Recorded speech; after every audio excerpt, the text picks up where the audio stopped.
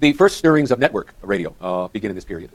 Here again, there's a tension. AT&T obviously has an interest in establishing networks. Why? Because at the time, and so radio, particularly AM, is limited in its carrying. If you want to carry programming across larger areas, you need a means of transmission. Who owns the transmission lines? AT&T. So it's naturally in their interest. And in fact, in 1921, in a demonstration, Warren Harding's inaugural address on Armistice Day. Who knows what Armistice Day is now called? What? Veterans Day. And it's when is it? What date is it? The 11/11/11. That's when the armistice was signed in 1918. November 11th, 11 in the morning. So it's 11/11. Nobody remembers that.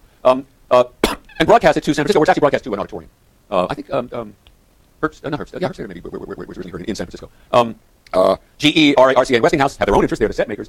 They respond. They're using telegraph lines, and they're finally merged. The government takes a role here in mediating this. They finally merge to form the National Broadcasting Company, which is the first network. CBS emerges somewhat later. But at that point, it becomes possible to do national programming, to create programming content that can be broadcast throughout the country. And that's crucial, obviously, because radio, that's the beginning of the process whereby radio and later television will create these common experiences that are the water cooler topic throughout the country. And they give people the sense of, remember we talked about the imagined community that's crucial in creating the sense of the public and national identity.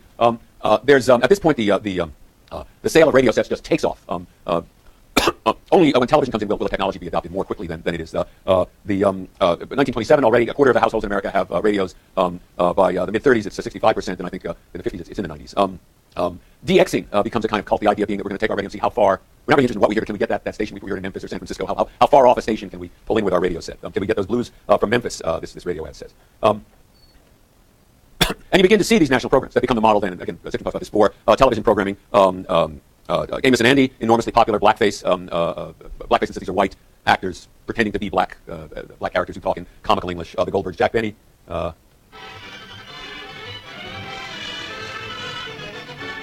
Jack Benny program, starring Jack Benny, with Mary Lucian Rochester and State Bob Crosby, yours truly, Don Wilson. Before live audiences. And then commercial radio, in particular, makes possible these national ad campaigns.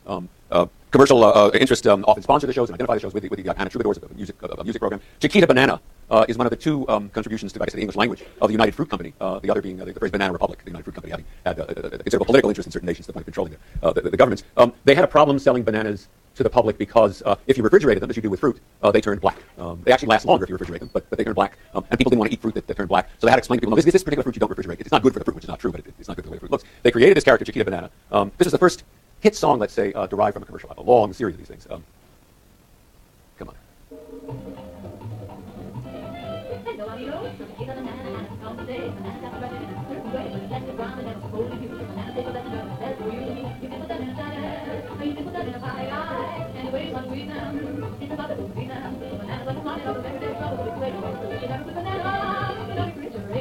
Don't put your bananas in the refrigerator. In the assignment, also the programming takes form in this period, and as you saw reading Citron, it hasn't changed a great deal since then, or a lot of the roots of what we look at on television. They didn't have Real Housewives of Orange County and so on, so I'm not sure whether that's progress or not. In the assignment, I asked you to talk about what Citron said about broadcasting. Would you say that his characterization still holds of broadcasting, that including both radio and television, how specific is the content from one period to the next? How is it different? Are there similarities or differences more striking? Obviously, there's not a correct answer to that. There were a number of good answers. I think most people were struck by the similarities. Elizabeth Amato, you want to just describe or whatever? You can read it if you want. You don't remember? Yeah. That was days ago. Broadcast strategy is the same today as it was at the beginning of broadcast, in that broadcast tries to reach as many people as possible and keep that American people as common denominator while trying to not offend, something happens. And so that defined sort of content and less content was the same strategy. Okay. And you mentioned this that phrase, the psychological burglar in the home, the idea of broadcast, this universal presence. It's interesting. Some other people discuss this to say, well, is that still the case? Even for broadcast, when I was growing up, there were like 5 stations. That was New York. New York was Manhattan had its intensive. It was intensive broadcast. We had the 3 networks and I think 3 local stations. 9, 11, 13. That was it. 5 or 4. Now people in fairly remote places have hundreds of stations to choose among. It's one of the most depressing experiences of modern life. I think is to go through 220 stations and see nothing you want to watch. Right? But certain more niche broadcasting is more obviously. You can have a golf channel, and you can have a golf channel now. Sean Tadashi is not here. Mike Lim is also not here. You're going to do a good job on these. Show up the next day, right? Because otherwise it's embarrassing for you. Arla Rosenzweig is here. Yes, Arla, you want to explain?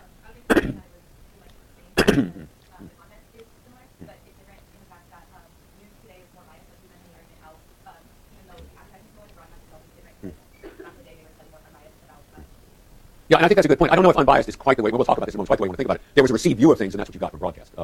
But it wasn't explicitly. It was at least ostensibly unbiased in the sense that it didn't. Unlike say Fox News, it didn't take an explicitly political point of view. It wasn't conservative or liberal. But that's a very good point. I think. Jesse, yeah.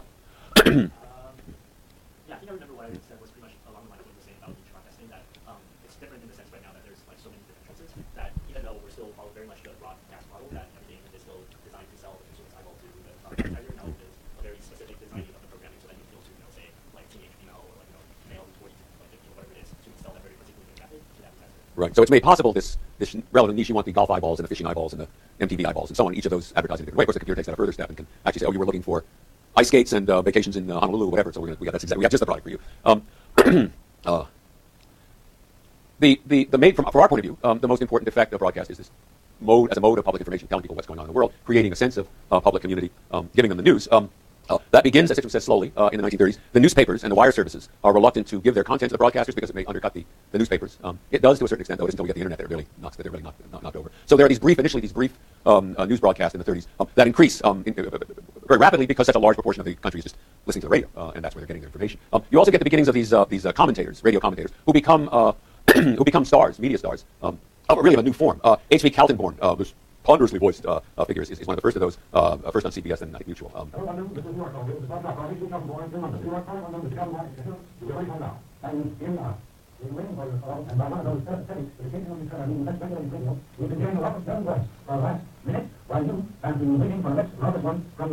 We understand that you know about the further meeting of the cabinet. Can I stop this myself? And Walter Winchell, who's the most famous. People heard the name Walter Winchell still. A couple. There's a movie, a terrific movie based on a terrific movie based on Winchell called The Sweet Smell of Success. Burt Lancaster, Tony Curtis, one of the nastiest films ever made in the 1960s, based on Winchell, who's initially a gossip columnist, becomes a political force in America, in a way anticipating some of the radio figures of like Limbaugh and so on and so forth, but also an entertainment figure much more national in his scope. Limbaugh has a huge audience, but it's restricted to one part of the population.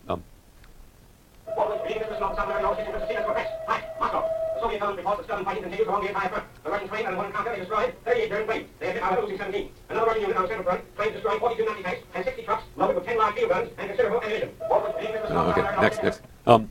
Winchell's voice still evokes that moment. You also begin to see other figures emerging using radio as a tool of public communication. Charles Coughlin, the radio priest, Catholic priest from a small parish in Detroit, which is Canadian. Really the first American radio demagogue, broadcast weekly, initially friendly toward Roosevelt and New Deal, becomes increasingly hostile, and finally out and out fascistic. I mean, a real fascist at a time when fascists where there were fascists, anti-Semitic, and finally after a series of anti-Semitic comments taken off the air by the networks in 1938 or so. But for a while has a huge audience in percentage proportions much greater than Limbaugh or any other figure in modern American broadcasting. All you poor laborers and farmers, we have tried time and again to tell you that there can be no resurrection for America until Congress begins to coin and to regulate the value of money. We have endeavored to teach you time and again that there can be no coming out of this. Make these things stop.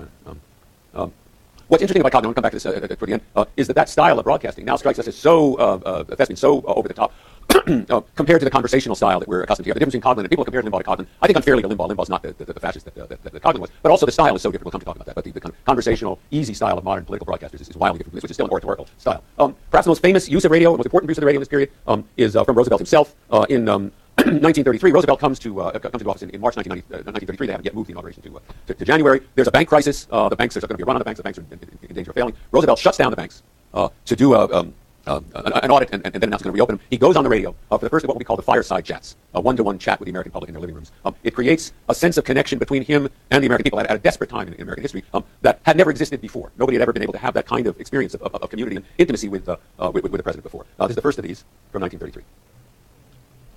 Friends, I want to talk for a few minutes with the people of the United States about banking. To talk with a comparatively few who understand the mechanics of banking, but more particularly with the overwhelming majority of you who use banks for making deposits and drawing checks. I want to tell you what has been done the last few days, and why it was done, and what the next steps are going to be. I recognize that the many proclamations from state capitals and from Washington, the legislation, the Treasury regulations, and so forth. By now, radio is becoming a ubiquitous presence in American life. And almost like photography, a window on the world that people take as unquestioningly as a model experience. The power of that experience, of that impression of radio, is demonstrated dramatically in 1938 when the young Orson Welles, with his Mercury Theater, which is a radio theatrical group, Welles will go on to make Citizen Kane and Magnificent Ambersons, being one of the most important film directors in American history. But at that time, he's a young. There was a movie about him too recently. Does anybody remember what it was called? About this Mercury Theater and Welles and so on. It was like 2 years ago, last year or two. No, yeah.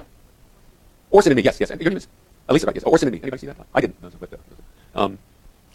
They broadcast a radio adaptation of H.G. Wells' War of the Worlds, which of course has been made into several movies, most recently with Tom Cruise. But they do this one as if it were really happening, as if they were doing a music show and then they were interrupting it for reports. And they announced before and after this is a simulation. So, reports of a Martian invasion in central New Jersey. I don't know which slice of this I've got. It was all. Ladies and gentlemen, this is terrific. This end of the thing is beginning to take off. The top is beginning to rip. It's screwed. The thing must be hollow.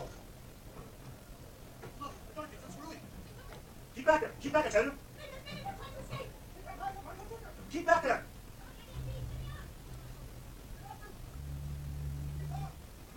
Stand back. Ladies and gentlemen, this is the most terrifying thing I've ever witnessed. Wait a minute. Someone's going out of the hollow pot. Somebody or something. I can see peering out that black hole too. The eyes. Just Wait a minute. ladies and gentlemen, this is terrific. Just Okay, wait, stop. People, listening to the quality of that acting is astonishing. Anybody believe any of it, right? But people did, and they got in their cars and they said, hey, despite the fact that this is a simulation, that it was Mercury Theater and so on, it wasn't made secret. People got in their cars and panicked and left New Jersey and so on. So to the point where how many actually did that is not clear. It may be exaggerated now, but to the point where the next day the New York Times reports radio listeners in panic taking war drama as fact. But as with photography, the capacity of the radio to create a false impression of reality is based on its capacity to give people a sense of genuine presence at remote events. Demonstrated a few years later. In 1940, London is undergoing the Blitz. Hitler's bombers are coming over night after night after night to drop bombs on London and Coventry and any number of other British cities. The RAF, the Royal Air Force, is doing its best to shoot them down. Ultimately, it's abandoned after several months. How long did the Blitz last? Walter Edward R. Murrow, a name that will come up again in this discussion, at the time a young CBS correspondent in London, broadcast directly to people from London during the Blitz. The wind is still very high, and it's like there's nothing very long run. Oh, you're the beginning. Again, those are explosions overhead. Oh, you're the beginning. We heard a number of bombs that were sliding and slithering across. We've all trouble watch away. That's overhead now. We're breaking the idea of that fire. Still, the nearby guns are not working. The searchlight now is shooting almost directly overhead. Now these are two birds in the air at the moment. In an age before television, this was an extraordinary experience for most Americans who had never been so close to war before. And because someone who's involved in radio, the absence of images feeds the imagination. It doesn't suppress it. It played, Burroughs broadcast and others, particularly CBS, Foxtrot and others, played a very powerful role in getting Americans to support, first, Roosevelt's Lend-Lease program, providing ships to the British, and then America's entry into the war. You have to understand that at the time, isolationist sentiment for keeping America out of the war, was still very high. It was in the 40% range. In fact, it wasn't until Pearl Harbor that people got on board and said, okay, we have to get involved in the war. But the sentiment was moved enormously by those broadcasts. Television has actually been around for a while. The first experiments go back to the 1920s. It's ready to go by the late 1930s, but the war interrupts it. It isn't until the 1940s that network broadcasting begins in the U.S. And it takes off again extremely quickly, television, as radio did. With the sports broadcasting, every bar in America has got to have a television set so you can go to the bar and watch the prize fights or the baseball game. By 1947, the World Series is being broadcast. In 1948, another movie, I just keep mentioning movies, Avalon, Barry Levinson's film about the life in the suburbs of America in the post-war period. These two brothers have a television store and nobody's buying anything, and all of a sudden, Howdy Doody comes on and everybody's got a TV set. All of a sudden, they're walking into the store to buy TV sets. The number of television sets goes from 2 million in 1949 to 13 million in 1951. Just a six-fold increase in 2 years. These are the curves. I don't want to go through all this. If you want to look at the slide later. The diffusion rates for new technologies. Television is that purple line, the second from the left. That's how many years it takes to go to 100%. It's almost instantaneous by the standards of earlier technologies. That green line, I can barely see this, is the automobile. For example, it took a long time to saturate the American market with automobiles. Television's almost instantaneous. Further developments, again, I'm not going to go through much. You get color. You get, by 1972, black and white, color exceeds black and white. The first cable television is actually used to bring television signals to remote areas. They'll ship the signal through cable and then broadcast it locally in a small town. But by 1980, you've got cable in a substantial number of American households. The remote control, introduced in 1956, arguably one of the most important technologies for television in the sense that people are now much freer to change channels. And so the model of advertising and programming and so on has to accommodate that. Zapping, they call it in Italian. I like that word. Little zapping. Television, like, I thought I put a... No, I didn't, unless I have. Yeah, I think I have the slide. Television, like radio, becomes a means of very rapidly a means of information, and the sense of extended presence that radio can combine becomes far more versatile when you can do it with pictures. Edward R. Murrow, we talked about in this experience in London. Another movie, Good Night and Good Luck, George Clooney. Nobody saw that. Interesting. No, George Clooney. Okay, a couple hands. George Clooney. George Clooney played this character Fred Friendly, who was actually a family friend of ours. That's Clooney on the upper left, Friendly on the right next. Can you tell which is which? It's an extraordinary likeness. In 1956, Murrow did, and that's what this Good Night and Good Luck, the movie's about. Did a series of broadcasts attacking Senator Joseph McCarthy, the Red Scare, the witch hunter.